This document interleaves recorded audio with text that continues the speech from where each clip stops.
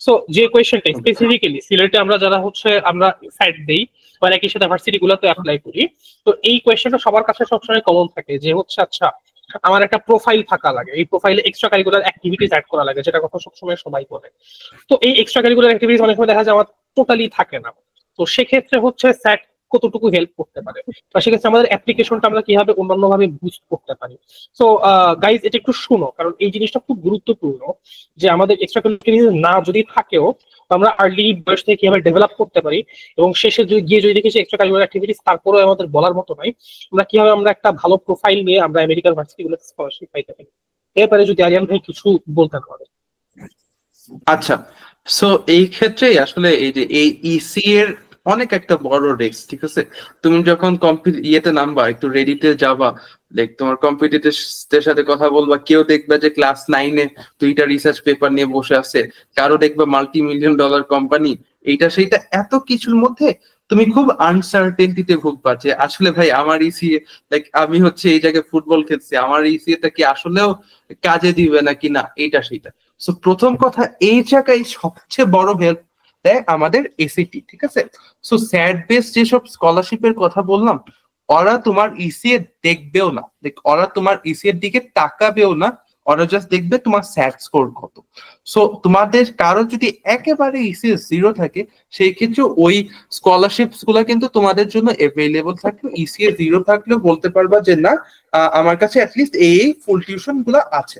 হ্যাঁ, এই জায়গায় একটা জিনিস, এই জায়গায় স্যার আবারও হেল্প করলো। Again I am turning my video on since আমার কাইন্ড এগেন এসে বসছে। সো এন্ড তাছাড়া ইসিএ কিরকম ইম্পর্টেন্ট, অনেস্টলি যদি বলি, ধরো তোমার স্যাটটা, হ্যাঁ এটা ফল 26-এর ক্ষেত্রে প্রযোজ্য না, বিকজ 26-এ তোমার স্যাট অপশনাল হয়ে গেছে, স্যাট কম্পালসারি হয়ে গেছে আই বিলিভ। বাট ধরো একটা টপ ইউনিভার্সিটিতে তোমার এসএটি নাই, হ্যাঁ, স্যাট অপশনাল, সেই ক্ষেত্রে তোমার ইসিএ যদি অনেক স্ট্রং হয়, তোমার ঢোকার চান্স আছে। কিন্তু তোমার ইসিএ একেবারে 0, তোমার স্যাট স্কোর হাই, সেই ক্ষেত্রে তোমার ঢোকার চান্স অ্যাবসলিউটলি 0। ইসিএ এত বেশি ইম্পর্টেন্ট। আমি যদি তোমার র্যাঙ্ক করি যে তোমার একটা টপ ইউনিভার্সিটিতে চান্স পাওয়ার ক্ষেত্রে ইম্পর্টেন্স কোনগুলো পায়, 1 নম্বরে থাকবে কষ্টের ব্যাপার, হলো 1 নম্বরে থাকবে ইএফসি বা টাকা পয়সা। এখন ওইটা আমাদের ম্যাক্সিমামের নাই, সো 1 নম্বরটা বাদই দিলাম। 2 নম্বরে আসে হচ্ছে একাডেমিক্স, মানে হচ্ছে একবারে কোর একাডেমিক্স। এই জায়গায় তোমার স্যাট থাকে, তোমার এইচএসসি এসএসসি থাকে, এন্ড আমাদের একাডেমিক্স কিন্তু আসলে উইক, A+ থাকলেও, বিকজ এনসিটিভি ওরা গ্রহণ করে না, ওরা পাত্তা দেয় না, সত্যি কথা যেটা। সো একাডেমিক্সও উইক, এন্ড 3 নম্বর থাকে ইসিএ। সো তোমার ইসিএটা যদি স্ট্রং থাকে এন্ড তোমার স্যাটও যদি থাকে, তখন তুমি বলতে পারবা যে না, আমি এই এত টপ কলেজেসে যেতে পারবো। So extra curricular are very very important. এখন কনফিউশন হয় যে জায়গায় যে কোন ইসিএ করব, কোন ইসিএ করব না। বিং ভেরি অনেস্ট, এরকম কোনো ভ্যালিড ডিসিশন নাই যে তুমি এটা করো তোমার এই জায়গায় চান্স, তুমি ওইটা করো তোমার ওই জায়গায় চান্স।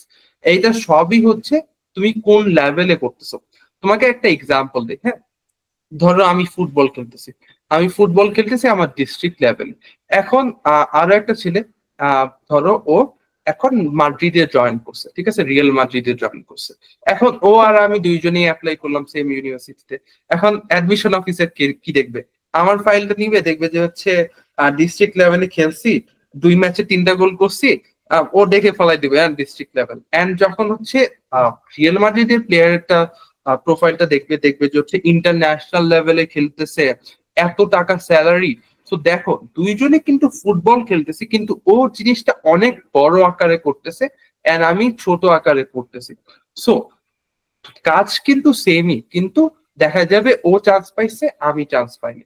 সো আসলে জিনিসটাতে তুমি যেইটাই করো ওইটাই এক্সট্রা কারিকুলার অ্যাক্টিভিটি, জাস্ট তোমার ওইটা ভালো করতে হবে।